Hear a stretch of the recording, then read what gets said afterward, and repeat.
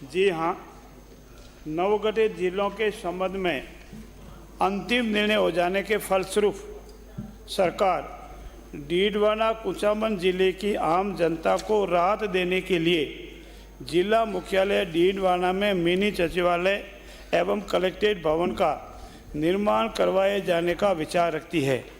इसके लिए जिला कलेक्टर डीडवाना कुचामन द्वारा उपयुक्त भूमि के प्रस्ताव राजस्व विभाग को भिजवाए गए हैं।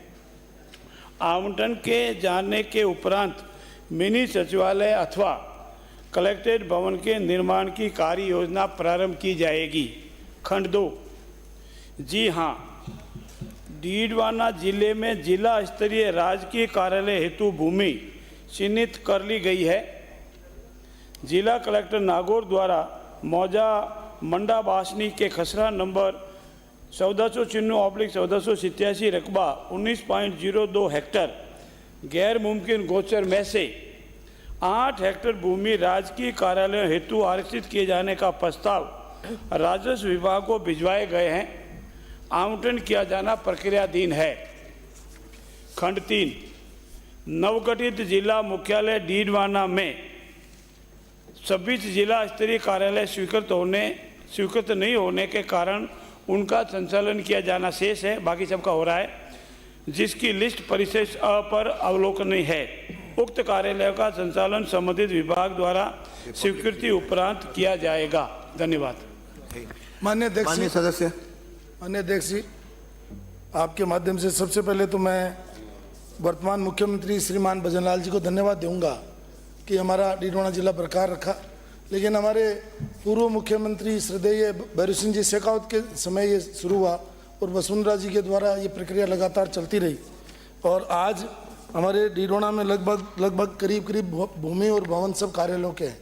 मिनी सचिवालय का भी प्रोसीजर 2017 में शुरू हुआ था माननीय अध्यक्ष जी, और वो पत्रावली में जो ज़मीन है गोचर की, उसके बदले हमने वन विभाग की ज़मीन ली, वन विभाग को दे दी एक पंचायत की ज़मीन, और वो प्रक्रिया भी पूरी हो गई और वो ज़मीन का खाली नामांतरण नहीं हुआ, सरकार बदल गई और 22 होकर के भूमाफियाओं को फायदा देने के लिए हमारा जो उस समय पैसा स्वीकृत था। प्रश्न पूछो। पर्सन क्या सरकार जो पूर्ववर्ती वसुंधरा राजे जी की सरकार में मिनी सचिवालय की बाकायदा फाइल चली थी, जिसकी प्रतिलिपि में माननीय मंत्री जी को बाद में मुहैया करवा दूंगा, क्या सरकार उस भूमि पर मिनी सचिवालय बनाने का विचार रखती है? एक। दूसरा, चूंकि ये जिला बनने से पहले जिला कलेक्टर नागौर ने चिट्ठी भेजी है और उसने ये ज़मीन भेजी है और उसकी जांच करवाएंगे क्या? क्योंकि वो पैसा एक तरीके से फिजूल में ऐसी जगह खर्च कर दिया गया जहां शराब की दुकानें खुली हुई हैं, शहर से 7 किलोमीटर दूर है, और तो क्या सरकार उसकी जांच करवाएगी? और क्या जो पहले माननीय वसुंधरा जी के शासन में मिनी सचिवालय की पत्रावली लगभग फाइनल स्टेज पे आ गई थी और 28 करोड़ रुपये सैंक्शन भी हो गए, उसकी प्रथम किस्त 6 करोड़ 51 लाख रुपए आ भी गई, क्या उस की जांच करवा करके उस जमीन पर मिनी सचिवालय बनाने का विचार रखती है? माननीय मंत्री जी। माननीय अध्यक्ष महोदय, माननीय सदस्य ने एक विषय रखा है कि पूर्ववर्ती सरकार ने एक ज़मीन का आइडेंटिफिकेशन किया था और पूर्ववर्ती सरकार ने उसके लिए फंड भी स्वीकृत किया था और काफ़ी स्टेज तक आगे पहुंच गया था। मैं आपसे पूरे कागज़ लेकर इसका परीक्षण कराएंगे, क्योंकि वर्तमान सरकार ने भूमि आवंटित करने की प्रक्रिया प्रारंभ कर दी है।